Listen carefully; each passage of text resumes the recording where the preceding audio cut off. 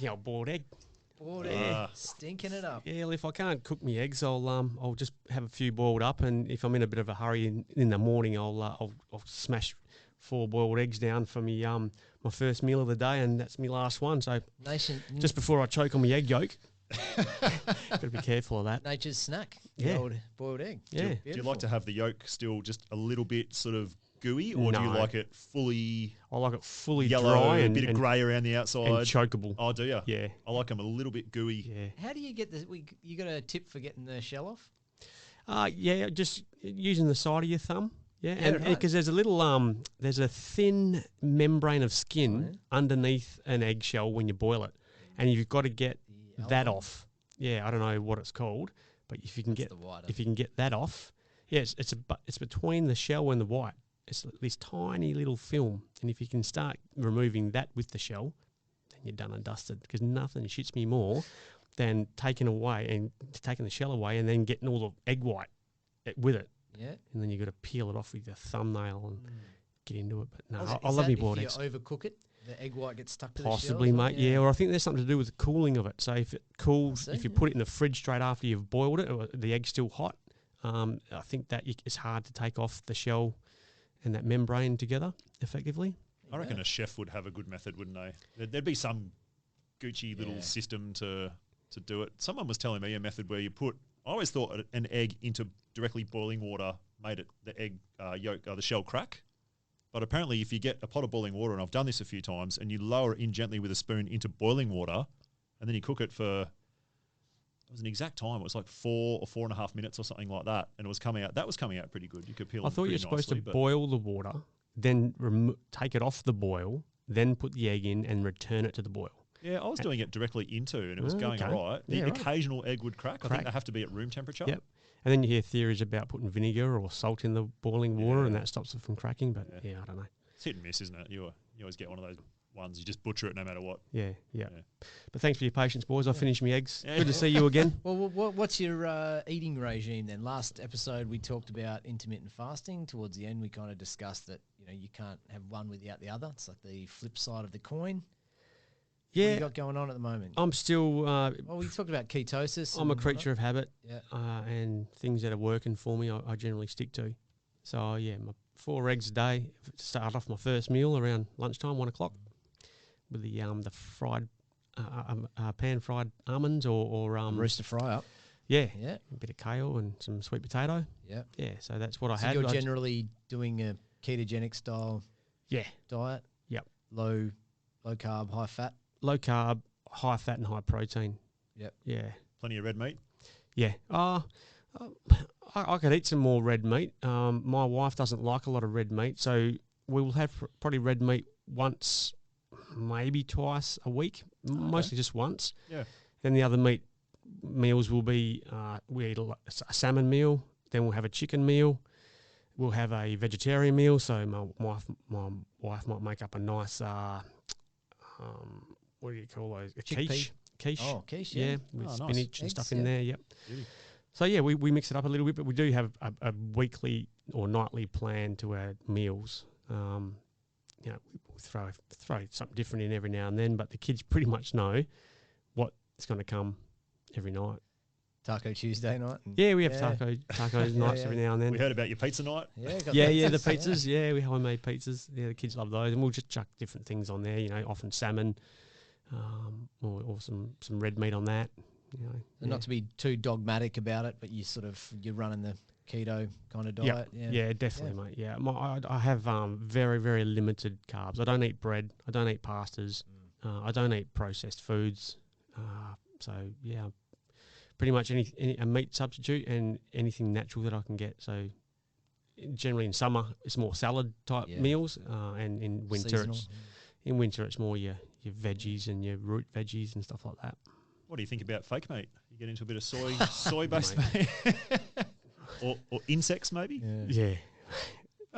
Insects have got to be better than fake meat. Oh, right? 100%. Yeah. But I'd eat insects. I would not I'd eat eat fake meat. I'm not eating soy based meat. No, joke. that fake meat. That's just a scam. If you don't, tofu sausages or like a burger, that if you want to eat the meat, eat the meat. Why do they have to make it weird, Yeah. like a weird hybrid thing? Well, we know a guy who's a vegetarian because his wife told him he had to be, and he eats fake, like fake sausages or fake hamburger patties, We might have to give him the right to reply at one point, but we'll and have his to quiz him. farts stink. he's got the worst smelling ass. Lovely guy, love him to bits, but you know, if you're gonna, like you say, if you're gonna eat meat. Yeah, that's right. Yeah, Yeah, just have a dal or Yeah. something. Don't feel like you need to have a fake sausage. Yeah, No, if you want to, I don't do it. even- Like I'm all for choice, but Yeah, it's, exactly. I don't even like the puns they used for the, you know, like I can't even think of any right. You mean like mouthfeel or something when they're trying to make the soy-based products? Nah, you know, the like texture of bacon, like faking, or it's a pun. Faking, you know, that faking. Here's this lovely meal Oh, of okay, faking. I get you. Yeah, It's a pun. Yeah. Yep. They annoy me also. yeah. But the whole insect thing, I had a laugh the other day because there's a headmaster in Wales. I saw this article, and often you don't know how true these articles are because there's so much bullshit. Was it and mainstream propaganda.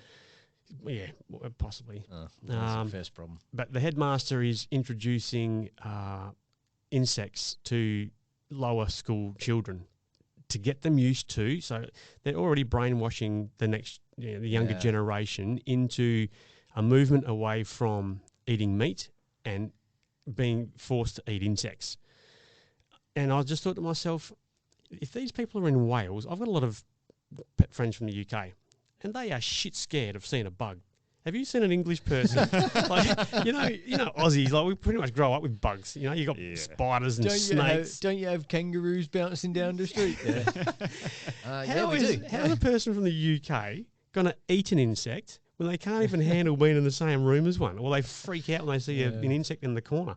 Interestingly, I was listening to Paul Saladino, the carnivore MD, and his recent podcast was just discussing that there was a study came out about children's first meal after coming off breastfeeding. The first meal that they should be eating in that time, you know, about six to 8 months after they're sort of weaning off breast milk, the ideal food for them to eat is meat.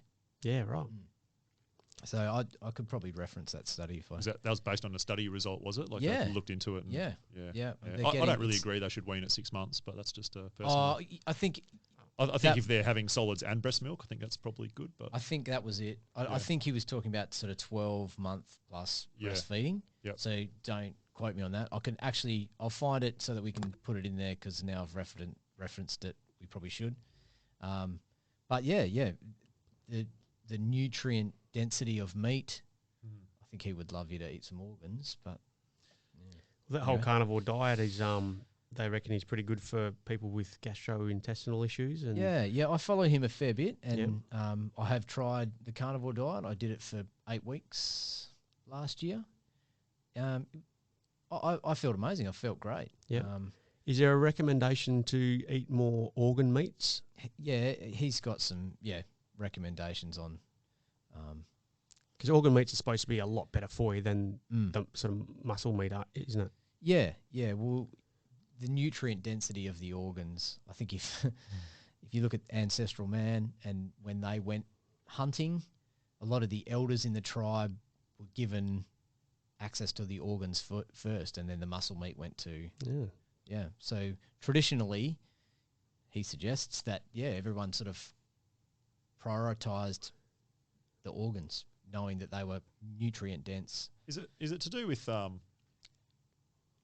haven't boned up on this for the podcast, but isn't it the glycine methionine ratio or something like that as well of the muscle meat versus the organ meat, Yeah. along with other things? So Yeah. you want to obviously have a good balance of those. Yeah. If you're just having the muscle meat, then you're not going to get As the ratio right. Yep. Something like that. Yeah. Organ Yeah. meat just tastes like shit.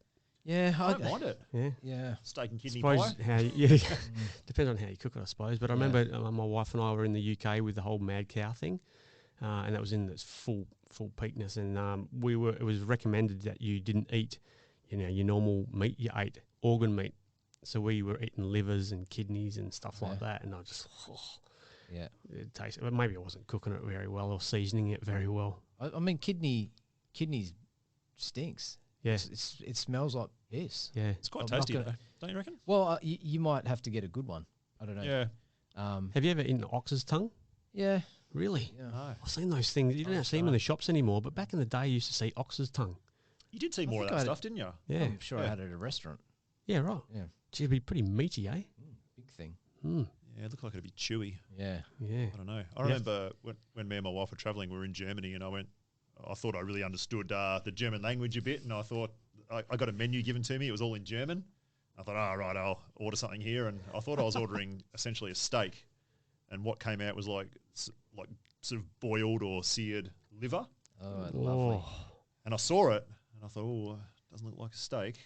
And as soon as I had the first bite, I knew what it was, but I ate it out of being stubborn. I'll admit I didn't really enjoy that too much. Yeah. No, I I think basically ate it. I didn't want to make a fool of myself, and it, have to it admit needs that I to. I think it needs to be in with other things. maybe a Yeah, sausage or yeah, something. Maybe yeah. maybe get Yeah. like a sausage with a few different organ meats and some normal meat in there or something like that. Might- might be I've done okay. it with some mince. Yeah. Not a lot. I'm the same as you. It's hard going, so Yeah. I take a few desiccated liver supplements. So you've eaten a carnivore diet. You've Yeah, tried it for yeah. some time. So, How long did well, you try it for? He called animal based is what Saladino calls it. So I sort of followed that one. Yep. Um, Does that include any vegetables or fruits at all? it included, so it was pretty much meat, fruit, and honey. Okay. Pretty much. The least toxic foods he talks about. So he talks about plants having toxins and defense chemicals in them. So they're not ideal to eat. Yeah. Okay. Is this a lectin sort of argument? The plants have the natural defences which destroy our gut, Yeah, that yeah. sort of thing. Plant lectins. Well, are they more grain-based kind of stuff? I think he's talking about sort of phytochemicals in leafy green stuff. Right. Yeah. So I yeah. thought they were a good thing, phytonutrients. I thought they were a necessary because that's one argument against the carnivore diet was that you needed to compensate for the lack of phytonutrients in the diet. Well, he's talking about that they've got these defense chemicals in them. Okay. Fruits obviously want to be eaten. They want you to swallow their seed and then. Ooh. and That's another podcast. Yeah, yeah. and they distribute the seed around the place so it grows, but plants can't run away like an animal can, or they want to defend themselves. Yeah. Right. Yeah, I just Interesting. found it interesting. Mm. It's definitely a restrictive diet, and like he says, if you're thriving the way you are, just continue going how you are. Yeah. Yeah. But if you're not, and things are an issue, and you can't really work out what they are, I mean, people have a lot of issues with nightshade kind of stuff. Mushrooms and all. Yeah, tomatoes, Capsicums, capsicums, eggplant, that kind of thing. He's sort of suggesting give this a try. If it helps, knock yourself out. Yeah. It's that same old argument that comes up again and again. Just do what you feel is right for you. Yeah, So it's one all diet doesn't individualized, isn't work it? for everyone. Yeah, Yeah. Carnivore probably works really well for some people. Yeah. Plant-based probably works really well for some people. Yeah. Mediterranean, sort of omnivore. It's for sort of other people. achieving that metabolic flexibility, isn't it? So getting your body to be efficient at abstracting or obtaining energy from different means. Yeah. Well, at any given time, we're burning a series of fatty acids, amino acids, glucose, right? So Yeah. if we are metabolically flexible and able to burn any one of those at any time, that helps a lot, doesn't it? Yeah. Yeah. If you can think- flick over seamlessly, Yeah. that's the idea. Yep. Yeah. Metabolic flexibility. Is But I that what you think said? the very vast majority of people are not metabolically flexible. No. Westerners. Yeah. I think most Westerners solely rely on the glucose Yeah. Yes. sort of Yeah. pathway. Yeah. Yeah. Yeah. It's a bit of a cycle, isn't it? Really, the way if you have a high carb diet, your blood glucose or insulin levels are high, which increases your fat storage. The different endocrine systems, so hormones, leptin, ghrelin, kind of going sciencey, different lipases and CCK. What is that one? Cholecystokinin. Yeah, there you go.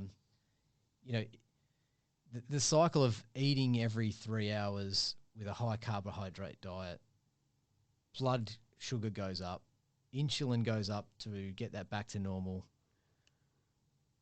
You aren't satiated and you feel hungry again and you need to eat again. Yep. And those calories that you're not using are getting stored as fat. Yeah, well, then the our whole bodies are cycle- engineered to store that excess energy in the event of a food Yeah. shortage. Yeah. And we have probably 40, 50,000 stored calories on our body.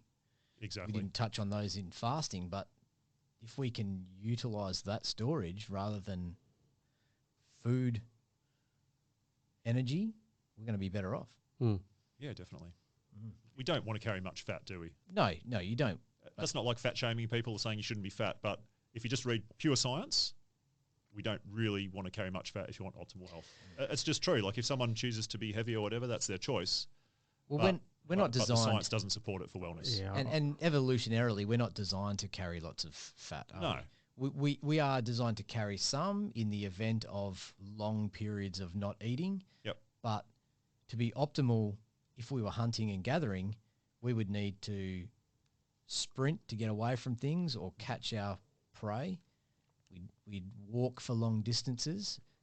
And being a sprinter, you don't see too many obese sprinters. no. No. But therein because lies, they're James, adapting. therein lies your balance. You know, your fat storage for a shortage of food back in those ancestral days, but then your balance of exercise and hunting and going out walking and sprinting and things like that. You So know, you're fattening up during summer, eating probably a lot of fruit, honey, yeah, you know, Yeah. storing that fat. And then as you go into winter, when Yep. things are a little bit leaner, there's less of those items out there. yeah, You're gonna and go you've on probably a got to hunt. go out and find it, and Yeah. so therefore you're utilising that fat store. But Yeah. Smitty, you touched on a tricky point there. I think our modern society sort of it's become fashionable to be overweight, and I know there's this body identity thing where it's okay, however you want to project your image or how content you are with how you look or feel,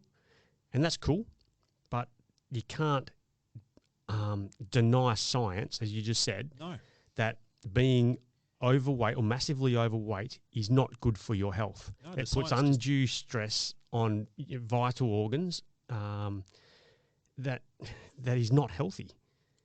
So identity aside, you know, the science of health and wellness doesn't do well for being overweight. No, it doesn't. You just can't get away from it. You hit the nail on the head perfectly. If you want to be heavy, if that's who you are and that's the lifestyle you want to lead, you're not going to enjoy as much wellness as someone who's lean. Do you think it's maybe an excuse, this whole identity thing? Because maybe someone who's overweight can't be asked losing it or committing or having the discipline to train or eat properly. I They're think quite happy to live a lifestyle that is conducive to being overweight, and that body image, I'm happy with what I look like. let's face it, some people have a lot of trouble losing weight. Yeah. For some people, it is a real struggle and they will gain weight just by looking at a bit of bread. So some people have real difficulties, whereas some people can lose weight effortlessly. Yeah. Like I touched on in the last podcast, I've always been very tall and lean, and I can lose weight very, very quickly if I want to. So I could have a blowout. I could eat like crap for a month, 2 months, 3 months, put on a bit of weight, and I could lose it just like that. Yep. Whereas there are people on the flip side of the coin that really struggle to maintain a healthy body weight Yeah. for whatever reason. Just their body makeup is different, their biochemistry is a bit different. So So should they be the ones then that are more disciplined and, strict with their lifestyle instead of just, yeah, well, can you just blame genetics all the time? no, you can't. I don't think you can just blame it, but I think it's certainly harder for some people. Yeah. And I think people should just do whatever they want to do. Yeah. I'm a big fan of personal freedoms, Yep. which I think we're seeing eroded a little bit in the last couple of years. Yeah, I totally agree with that. I wouldn't say anyone should do anything, but I think if you want to live your best life in terms of wellness, then the evidence supports the fact that you need to be lighter. Yeah. We talked about gene expression a little bit on podcast 1, where we have the genes, we have the makeup to thrive and be healthy and happy. And the way we express those genes, or what we do, epigenetics, determines the outcome, really. So if we are fit and active and healthy, we're going to express those genes for a fit and active, healthy person. If we don't do that, the genes are going to go the other way, right? Yeah. It's a bit about environment and a bit about your choice. So everyone has the ability to be fit and healthy, I think.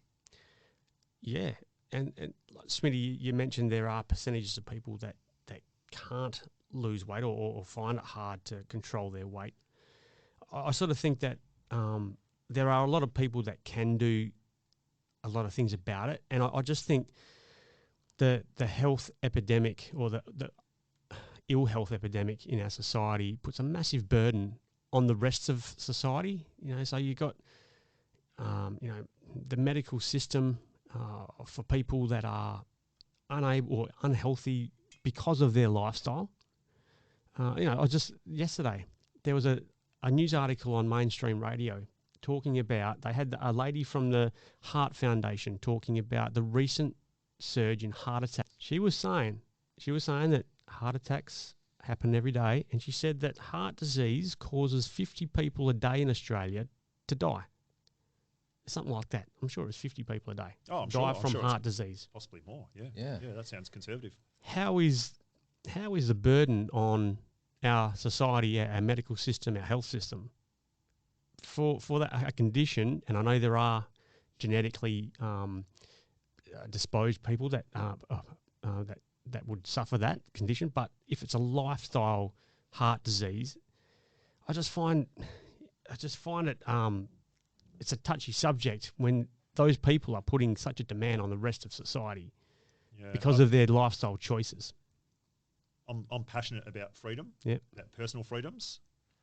And yep, they do definitely put a burden on the health system, as do smokers, as do people that Exactly. drink too much alcohol, Yep. as do people that do zero exercise, as do people that abuse drugs. But people are going to make their own choices. Yeah. And I think it's a slippery slope you go down when you start mandating anything. Yep. I'm very much against mandating personal health decisions. I think people should be motivated to do it through education and through encouragement. But I don't think I don't think we should be shaming or forcing anyone into doing anything. Yeah, good call. That's such a tough topic or issue, isn't Yeah, it? And we've seen it recently. I mean, very controversial, but we've seen these vaccine mandates. Yep. I don't agree with them at all. No, nor do I. And I don't believe any of us in this room agree with them. So you can draw some parallels, can't you? Yeah. If you say, well, these obese people or sedentary people or people who smoke are a massive burden, well, yeah, they are, but what's the solution? Do we start mandating everything, or? Well, I think the solution was, you just hit the nail on the head there, was education. Education, encouragement. Yeah. Um, and how many of those people that are smokers or that are unfit, unhealthy, on the verge of heart disease don't know a lot of haven't had the education on how a good lifestyle is lived. We touched on seed oils last time. How many people would know that seed oils and vegetable oil is terrible for you? Yeah. Not many. I don't think. Yeah. Well, especially you go into the supermarket and it might have the 5-star health rating tick. Ridiculous. It's crazy. I think stuff like Nutrigrain. Yeah. Maybe not Nutrigrain, but maybe it does. I don't know. But I see some ridiculous foods with that 5-star Heart Foundation health tick, whatever it is. You have a look at soda water. Come on. Soda water's health rating is 0.5. 0.5, yeah. It's water with a tiny bit of sodium. Yeah. How is that bad for you? Well, you can't have too much salt. Well, okay.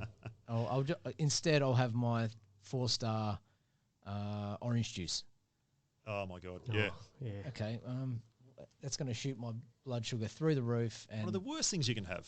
Big glass of OJ, you're going to have a massive spike in insulin. Yep. Then you're going to crash. Then you're going to be really hungry, and the cycle repeats itself. Yeah. Well, that's right. We talked about that a little couple of minutes ago.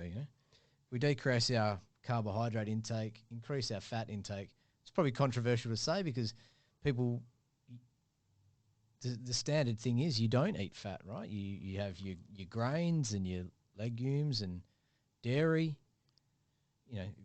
By saying reduce those kind of things and increase our fat, well, then we're sort of upregulating those genes involved in burning fat, ingested fat as well. You know, I mean, fats aren't fats, are they? Well, that's right. There's definitely a big difference between having your seed oils, maybe having a bit of canola oil, versus some of your very good, like eating an avocado. Yes. Avocado is full of fat, full of really good fats. It's going to have a lot of health benefits. And saturated fat's been demonized too, and that's probably a whole nother hour on podcast to talk about that. Yeah, most definitely. But how that has been. It's not the whole story, is it? No. Yeah. I mean, come on. The old back in, I reckon it was the 80s when that whole low fat concept came out, and you look at the label and it's just pumped full of sugar. Sugar, just replace fat with sugar. Yeah, the worst. Or chemical sugar. I mean, we're talking conspiracies here, but the whole sugar industry demonized fat to increase profits in a low fat, inverted commas, food items. Look at our great grandparents eating bread and dripping. Yeah. Imagine saying you're feeding your kids dripping these days. You'd probably get put in jail. Yeah. They enjoyed better health than the current generations do. So I remember as a kid, my mum had a big baking dish in the fridge of solidified fat, and that was used every week. Oh, you know, I don't know how long she rotated it through for the weekly roast. Yeah. You know, you don't see that anymore. And just butter, even butter as opposed to margarines, you know. But yeah, I think that you hit the nail on the head, Jones. Yeah, and you also mentioned it one of the podcasts a couple of weeks ago about the seed oils. Definitely such a get rid of them. Yeah. You know, it's so hydrogenized, carcinogen, heavy chemical production to get them. Yep. And not to be rancid and stable to be able to take home to cook with, and then you cook with them, you're adding extra heat. Yeah. You're just oxidizing. Yeah. Yeah. You process grains as well. Yep. So inflammatory. Yeah. Oh, yeah. Yeah. Well, inflammation is a big part of the problem with fats. If you're taking on board fats and you're very inflamed, then you're more likely to uptake those fats into the vessel walls in your arteries. Whereas if you've got low inflammation, that's not going to be so much of a problem. There's a big debate in saturated fat and how much of that you uptake in the absence of inflammation. So if you're not inflamed, doing things that inflame you, then we can possibly eat a much higher level of saturated fat and not have any of those concerns around uptaking it into your arteries in a negative way. That's what they talk about, you know, is cholesterol the arsonist or the fireman? Yeah. You know, cholesterol is there in damaged arteries, but is it there to fix the damaged inflammation? Yes. Or is it the one causing the issue? Yeah. So that's all. It's also another podcast really to talk about cholesterol and how that has been demonized as well. And, So, is that another conspiracy to get people on that? Is it statins, that drug, the cholesterol? Oh, definitely. Lowering thing? I mean, well, we can talk about pharma as well, you know, and their implications. We'll touch on all that stuff, but Hey, I listened to an interesting podcast from Robert Kennedy Jr. the other day, and he was discussing the forever chemical called PFOS and PFOA, and I'm not quite sure of what those initials are. I can't recall the actual name of it, the scientific name, but if you wanted to do some Googling, PFOS, P-F-O-S, or PFOA, they're a forever chemical. If anyone wants to look at a good movie about it, it's called Dark Waters, which Mark Ruffalo starred and directed in, and it's based on a true story about how PFOS and PFOA was being released into a farmer's creek or riverbed, and so his farm animals were consuming it by drinking out of the river, and therefore just actually going senile, having massive brain wig outs, some cancers that were the size of watermelons developing over a very short period of time. Anyway, this chemical, it's also found in firefighting foam as well, so a lot of firefighters absorb this chemical. And the thing, why it's called a forever chemical, why it's called Teflon, Teflon fry pans. Yeah, it's in there. Did you listen to the latest one with Bobby? He was talking about it's also now in pizza boxes, takeaway containers. That's where I was going to. That's where I was going to. So it's leaching, this chemical, it's called a forever chemical because our bodies aren't designed to break it down. So our bodies are pretty good at breaking down certain chemicals and excreting it out of our cells. It cannot get rid of PFOS or PFOA, and it actually slowly accumulates in your body over time. they're finding it, as you say, Chris, in food wrapping. So food, it's like a wrapping on a hamburger, and the inside of that wrapping is sort of like a slippery, It's shiny. shiny, yeah. smooth thing. It's pretty much like a Teflon fry pan. It's that smooth texture. Well, that's full of PFOS or PFOA, and is leaching into the fast food that people are eating. I bet you not many people would know about that. I didn't know about it until I listened to this. I knew the chemical existed because I've seen certain studies on affecting certain professions, but did not know that in fast foods it is being used in wrapping and leaching into food. And people don't know it's there. And No. they haven't told us about it. They know that this is bad stuff. They've done the studies on it. Yeah. But only recently have they accepted the fact that this stuff is poison. They've only just recently finished or concluded with studies to determine that fact. And the reason why they couldn't is because it was a immunosuppressant. So you might present with some issue if you had it. I might present with something different. So they couldn't tie them all together. Okay. It wasn't that everyone that ingested this stuff all had a brain tumor. They were all different kinds of things. It's kind of yeah. But they now know it causes kidney and testicular cancer. Yeah. Yep. Pretty bad for all-cause mortality. Just does a lot of bad things. Yeah. Yeah. Yeah. Isn't it funny that like Teflon's really bad? I would encourage anyone using Teflon fry pans to change to something else. Yep. Yeah. I'm not very fancy. I just use a very plain stainless steel fry pan. Yeah. And I've heard arguments, even people say you shouldn't use stainless steel. I'm pretty happy with that. But isn't it funny that Teflon really was designed so we didn't have to use fat to cook with? Yeah. Yeah. People were so obsessed with not using fat Yeah. Wow. that we're And you getting didn't this, want your we're food getting to this stick. horrible chemical non-stick coating Yeah. over the top of our fry pans Yeah. so that you're not putting in your... I cook most of the time with olive oil at a very low heat. Yep. Yeah. So I don't cook my food very hot usually. If I'm going to cook very hot, I'll use like a coconut oil or something like that. But just for every day, like I cook eggs every morning, same as you, Roo. I have eggs with avocado and sometimes I put in some bacon and a bit of mushroom, but I'll just put in a bit of virgin olive oil, Yeah. very low, and then Yep. I'll sort of bake it in the oven to finish it off like a bit of an omelette. Nice. I use my bacon fat. Oh, delicious. Save yeah. it. Yeah. Cook the eggs in that. It's Yeah. amazing. Mm. Like you were saying with It's your mum always- keeping the dripping. We've got one of those little ramekins. Oh, you actually yeah. physically yeah, strain it off and keep it. Strain it off. Yeah. Throw it in there. Yeah. But yeah, Teflon's bad news. Yeah. All these long-lasting 1,000-year chemicals. Yeah. We definitely want to stay away from them. It's Yeah. what it is we're getting away from nature. Every That's time you right, get too yeah. far away from nature Yeah. is where we go wrong. Yeah. So if you look at food from the supermarket and it's got 1,000 letters and symbols and chemical names after it, maybe think about avoiding it or limiting it.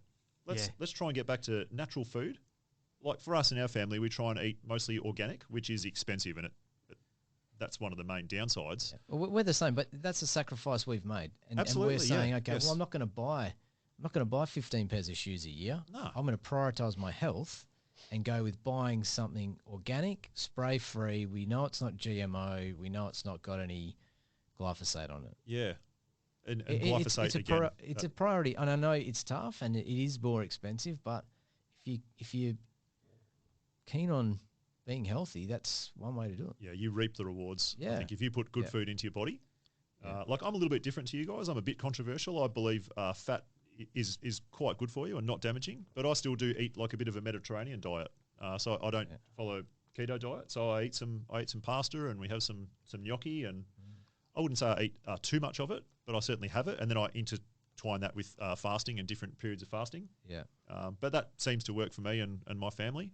It's a little bit more family friendly for us. Do you would you know what your sort of macro breakdown would be? Percentages or on Rooster? I know you would probably be. Yeah, not You'd have a ballpark figure, but No, mate, I don't count no? my calories. No. but you'd know though, right? You'd go, okay, I'm getting. Well, for me, I reckon I get about 20% of my calories from carbohydrates. Fats would be a bit higher, and then probably fats about sort of 40, protein about 40. Yeah, pretty fair breakdown. Yeah. I don't know. I mean, and we talked about it before. It's an individual thing. I've got to that point over several years, and I have tried a few things. I have tried keto. I've tried a carnivore diet. I haven't tried a vegan diet. I'm probably not going to be honest. But I kind of fall back on sort of a paleo sort of primal kind of diet. I'm not sure about too many nuts and seeds. They got a lot of oils and ratios in them I'm not really sure about. I think they do a little bit of stuff to my tum Guts. tum. Yep. But well, that's where I end up. So I was just Yeah, I don't count. yeah. I wouldn't have a. I have looked at it in the past, Yep. sort of more like snapshots of what we're getting, but I certainly eat a lot of fat. Like I eat a lot of oily fish. Yeah. I eat a lot of avocado. I cook with a lot of olive oil. I have my medium chain triglyceride oil in coffee sometimes, have C8 oil and things like that. Yeah. So I'm definitely not averse to fat, and I'll try and get a lot of fat in. Yeah. At the end of the day, our brains are made of fat. Our cell membranes are made of fat. We need to have a lot of good fats going Yeah. in. That's my opinion. Eat quite a bit of protein. We eat quite a bit of meat. I'd say we'll probably eat red meat at least 4 days a week. Yeah. I'm the Have same. a bit of fish in there. I try to avoid deep sea fish as much as possible for the mercury. So I like to eat a lot of sardines and mackerel. Yeah, It's good yeah. for me. Anchovies I like. Yeah. We'll occasionally have some pelagic fish. Yeah. Occasionally have some deep sea fish because I'm not really strict about anything. Yeah. A bit of snapper and stuff Yeah, at you- times because You don't hey, want to you've be gotta live too your life, right? dogmatic, do you? Oh, you want to have Um, a bit of, if your kid's having a birthday, you might course, want to have yeah. a bit of a birthday cake. Yeah, like Yeah. but we eat pasta and stuff like that. Yeah. Yeah. We make homemade gnocchi out of Yeah. lovely organic potatoes and You're all some- gluten. Yours is gluten free. yes, we've been gluten free as a family for quite a long time. Is that because of the GMO factor of the wheat, or is it that the gluten is a bit of an issue, or is that All of the above.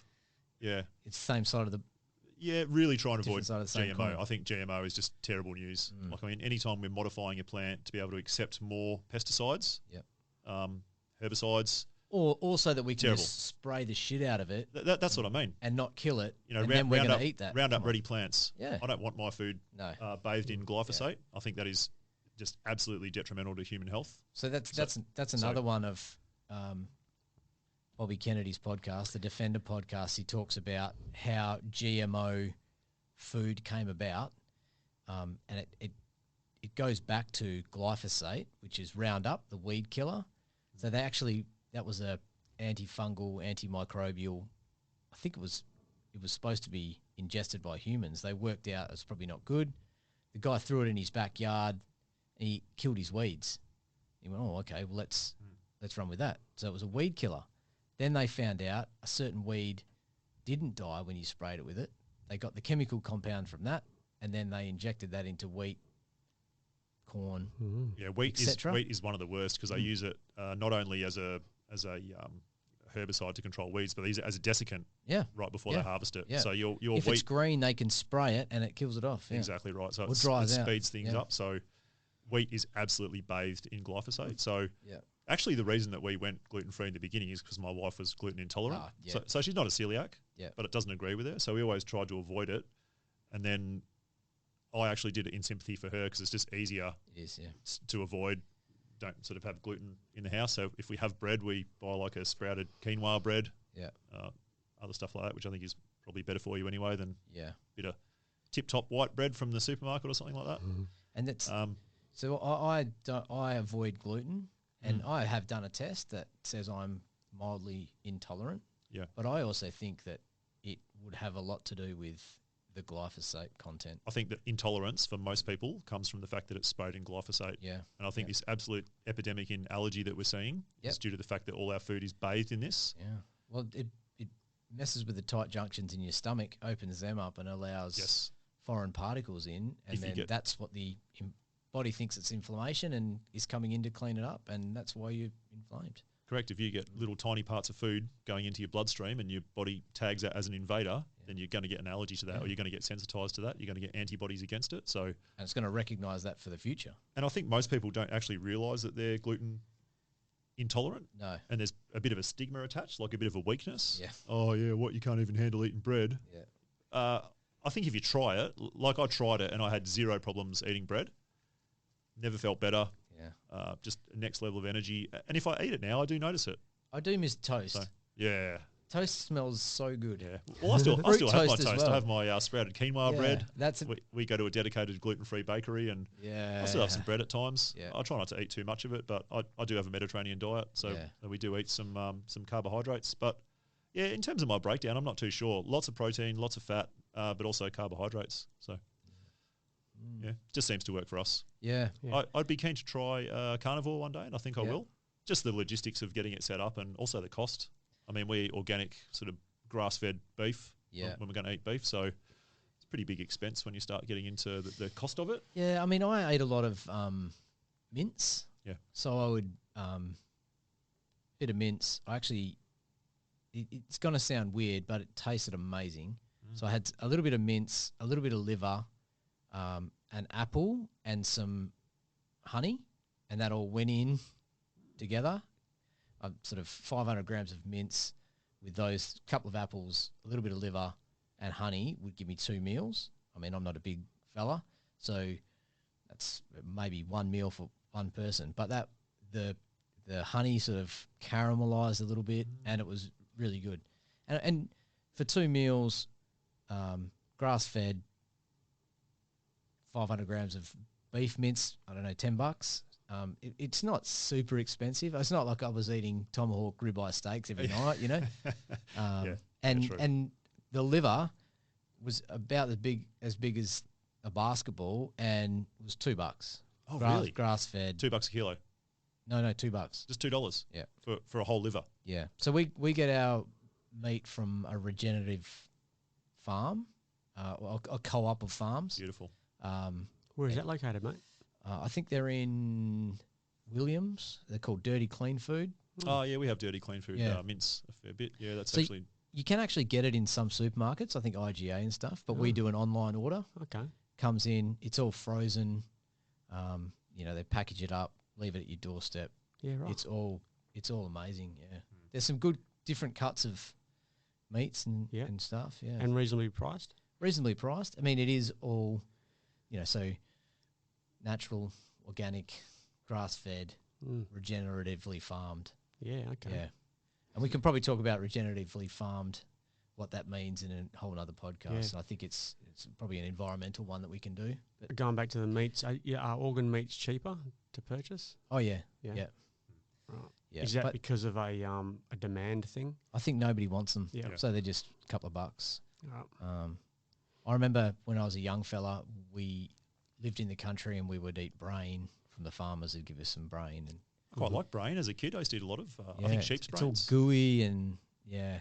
I didn't like the kidney. I haven't eaten brain since I was a kid, but liver was it's hard it's hard to eat, so I don't do it anymore. I've got the desiccated organ supplement. Yeah. Take that. I think if you're going to eat liver, cow's liver or any liver is a detox organ. Mm. Get it from a good animal. Yeah, Don't get it from a feedlot animal that's been eating a whole ton of grains and a whole ton of yeah, glyphosate sprayed stuff. If you're going to eat the detox organ of an animal, get it from a good, healthy, grass-fed, Yeah. organic if you can. Good call. Yeah, look, I don't know if there's any science behind that, but it seems like common sense to me. Yeah. yeah. I'd have to look that up, but Just from a common sense point of view, yeah, I think that I would be don't think a it's. good move. I don't think the organ stores any of the detoxing though, doesn't it? Detox it and get rid of it. Yeah. There's probably some stuff in the intermediate phase when it gets harvested. Yeah, well, that's true. You can't obviously detox everything, can you? So that's No. probably. But anyway, it was an interesting way to eat, but it's probably not sustainable. So I've gone back to, and I guess the thing is, everyone's individual. We've got 3 people here, all eating different ways, but we've got to a point. Each of us have got to a point that really works for us, and we've dialed that in. We know what works for us. Like I know I can't eat certain things, tomatoes, garlic, onion gives me reflux, so I just avoid those. I can't eat those, so I don't. But I don't know if most people are tuned into. And until you eliminate those things, you don't realise the issues that it's been causing. Yeah. Yeah, that's what I was touching on with the gluten. Like the power of an elimination diet Yeah, is huge. yeah, Do yourself a favour, like do a fast. yeah, and then slowly introduce some foods back one at a time. Yeah. And if one of them you react to, you'll know about it. Yeah. But if you're just chucking it in at a giant thing of lots of different food, you're not going to know what's That's right. not agreeing with you, it or could maybe be it's anything, couldn't it? not in a Yeah. sufficient quantity. But Yeah. if you're a bit sus about some things, Yeah. like if you're not sure if you're gluten or dairy intolerant or if it's best for you, cut it out for like a week or two. Yeah. Eat the rest of your food, normal diet. I'm not saying fast for 2 weeks, but just cut out gluten and dairy. Yeah. And then one at a time, go to town. Yep. After 2 weeks, smash milkshakes, whatever you want. Just drink a lot of milk for a day. See how you feel. Yeah. Your body will tell you pretty damn Yeah. quick. Yeah. And the same with gluten. If you eat it, you're getting a sore stomach, you're getting reflux, Bloating. flatulence, bloating, whatever. You will Yeah. know about it. And if that's the case, then maybe have a think about whether you want to cut it out.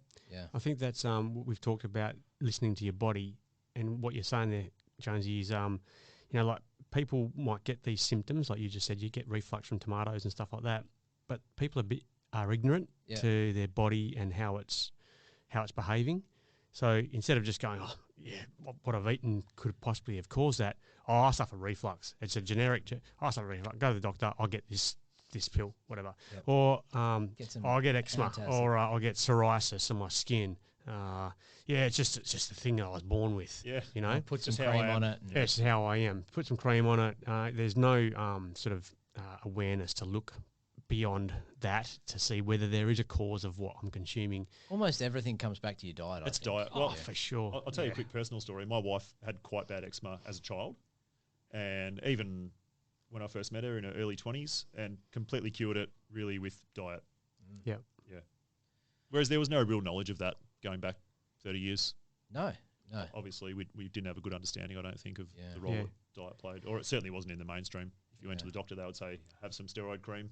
Yeah. Yeah. Here you go, put some of that topical steroid on your eczema, and that'll take it Yeah. away. Yeah. Maybe I'll look tell for the you- root cause. I'll tell you a personal story too, a little bit personal. So, but you know when you're a kid and you get bum worms, Ooh. I'm sure there are people out there who have had worms. You know, like and you go to the chemist and you get That was that definitely a Combantrum thing. stuff, and Yeah. and that you got these little chocolate things, and they get rid of the worm. You have to deworm the whole family. You got to clean the bed sheets and stuff because they often nest in your bedding. So you had worms coming out of your bum? No, they're not coming out of your bum. It's not like an alien movie or anything. No, I but reckon they're if you had a good look up there, you'd probably. oh yeah. Yeah. Well, yeah, I know of some some parents will get their kids' bum and pull them out. You can pick them out. Wow. Yeah, the worms come at night. Where are we going with this? at night time, right? The worms comes. There is a point to They'll this. have a circadian rhythm. They the do. worms. Yeah, No, do, yeah. they come when it's dark. So generally, when you go into bed, you'll feel these little bites or, So your or wiggles butthole- in your bum hole. Yeah, but the Wow. buttholes are always. Sweetie, you're looking at me dark, like mate. you've never heard of this before. Oh, it's not in the front of my mind. So I had, when you were a kid, did you have worms? yeah, I'll say yes, but I had forgotten about it. Yeah, well, see, I couldn't because even in my adult life, I was getting worms. Right. Yeah, but I Okay, I see where you're going now. I thought something's got to be going wrong here. So I thought, and that's when I started doing some research on gut health and stuff like that. So I started eating fermented food. So I was having sauerkraut, and I still do now, and I've been doing it for years. I have Beautiful. 2 capfuls of apple cider vinegar, and that worm problem has gone. And I'm not embarrassed, but it was a thing that happened. Was happening in my bumhole. Well, you don't want worms in your bumhole. No, you don't. No, it's very uncomfortable. Not when you're a kid, not when you're an adult. No, no. But that I reckon I have readjusted my biome in my gut. And another example was that of when I was Maybe in it was my low stomach acid or something that killed it. I don't know. The acid, that apple cider. And it wasn't that I vinegar. changed, I don't bite my nails, and often, with kids with dirty fingernails or whatever, or pets, and you go and put your fingers in your mouth and stuff like that, you can often get worms, and I wonder. they can be passed on from kids to kid as well when they're young. Yeah. But for some reason, I sort of kept getting it in my younger adult years. Anyway, talking about in my younger adult years, drinking a lot of alcohol, as you do, like getting together with your mates and stuff. The hangovers I used to have were horrendous. I would spend the next day spewing bile from the depths of my stomach up until about 3 or 4 in the afternoon, and it was yellowy, foamy bile. And I wasn't drinking any more than other guys. Maybe just soft. I I tried to make sure I ate before I drank, because if I didn't drink, it would be worse. If I didn't eat before I drank, it would be worse. And like, I'm just talking about a normal session on the beers, and you're getting a bit drunk, you're having a good time. But since I've started the sauerkraut and the apple cider vinegar in the morning, I don't get those hangovers anymore. I have not spewed up any bile or had that reaction to, it's sort of like alcohol poisoning, the next day. It's totally gone. So I reckon whilst I was drinking alcohol, I already had an imbalance somewhere in my stomach. And it was making it worse. Yeah, and making the worms drunk. I don't know. In the But darkness of your so I butthole. can be a massive advocate for those sort of food, what do you call them? Fermented. Fermented foods. Yep. Having two effects on my lifestyle. Get rid of your bumhole worms. I think like fermented foods, raw foods, prebiotic foods, amazing health benefits. Yeah. Everyone should have them in their diet if you Yeah. can. Just find a fermented food that you like. Yep. I actually eat sauerkraut as well. I really like it. Yeah. Even yogurt, that sort of stuff. They reckon that kefir is really good. Yes, They yeah. reckon that's got 50 times more of the bacteria or the microorganisms more so than yogurt. And often when you eat yogurt gets neutralised or burnt by your stomach acid, and therefore has nil effect. Is that right? Yeah. Whereas the kefir, the microorganisms in kefir are more resilient Right. and can survive your stomach acids more so. Yeah. Interesting. I'll tell you, a big scam is this kombucha thing. We're all walking around drinking these kombuchas. They're real healthy. Yeah. A lot of them are full of sugar. Yeah. Oh, yeah. I think maybe if you make a homemade kombucha and you do the ferment right, and Yeah. It's got pretty your- hard to get you've right. you've got your SCOBY and you're making it, and you Yeah. make sure really all the sugar is fermented out. You're probably getting some good benefit, but if you're going down the shop and just buying one from Coles and it's full of sugar, I wouldn't recommend it. Nah. I think a lot The of only people. thing it's good for is probably putting a bit of vodka in. Yeah. Oh, yeah. Nice. Necking it. Talking about the alcohol. But Well, we're getting towards the end here. So what are some recommendations, or I know it's I guess being a funny one, it's kind of individualized, I guess, is what we've been discussing. I think lowering carbohydrates, increasing your fats, having a sort of moderate to high amount of protein. What would you do? What, 1 Mate, I gram, would, 2 grams per? If I was just to say Kilo? to people, I would just, it'd be, I don't mean it to be a negative, but it'd be a removal of sugars, Yeah. processed grains, your seed oils, and any processed food. That's If a you great way wanted, to if you start, wanted yeah. to start off with just getting your shit together health wise, those 4 items from a diet, if you can remove those, Yeah. while still keeping all your good things, like I don't know, a little bit of a glass of wine or a bit Yeah. of dark chocolate or something like that, still enjoying, or some nice fatty carbs or whatever, Yeah. get into it. Yeah. But those 4 things, get rid of them. Yeah, that's pretty good advice, I reckon. We talked about seed oils before, vegetable oils. I keep calling them seed oils, encompassing all of them. But if you remove those from your diet, any processed food you look at is sort of off the table. Yeah. You can't eat it. That's a good place to start. Yeah. pretty much. Yeah. Yep. Well, that would be my advice. Just eat natural. Eat, Yep. Yeah. Eat as natural as you possibly can. Yep. And for me, that means eat food that's not sprayed. Yep. If you can afford it and you can find it, biodynamic food is amazing. Oh, yeah. I think that's the pinnacle of food, but it Yeah, is that's hard to next level. find. I don't think you could. Certainly, me where I live, I wouldn't be able to eat all biodynamic. Yeah. One, because it would just. What do you cost- mean by biodynamic? So organic, but then using other ways of sort of enriching the nutrients in the soil, using a whole ecosystem of incorporating animals and Gotcha, yep. everything into the farming process. Yep. Yeah. There's planting via schedule of the moon. There's a whole bunch of things to it. Yep. I think it's amazing. I Yeah. think the food, they've proven that the food has more nutrients in it. Oh, So they've done studies where they've taken organic or biodynamic foods and they've looked at the nutrient composition of that compared to a monocrop, and it just has more nutrients in it. yeah.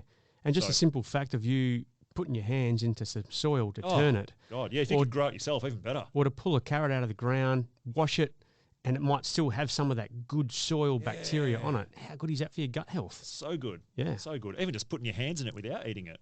Yeah, So good. Breathe in a few of the bits of soil floating around in the air. exactly. That's what we're meant to do. But That's right. that gets back to my point eat natural as you can. Don't eat foods that have a whole bunch of chemicals on their label. So getting back to what Chris said, processed food, it's no good for you. Grow your own food if you can. That's the pinnacle of health, in my opinion. And it connects you with nature. It's inexpensive. It's fresh. You're never going to eat better food. You'll feel better. Yep. Good call. Connect with nature. That's what it's all about. It's a good way to finish. Connect with nature. You've been finishing our podcast off with a very good bit of wisdom, Smithy. I like it. Hopefully we've kept people to the end because Smithy's come up with some pretty good nuggets in the last sort of. He's kicked a couple of goals in the last few minutes and won us the game. Very wise man. Yeah. Start calling him Yoda. Yeah. It's been good to catch up, fellas. Yeah. Good stuff. Yeah, until next time. And on your lads. Good on you. See ya. See ya.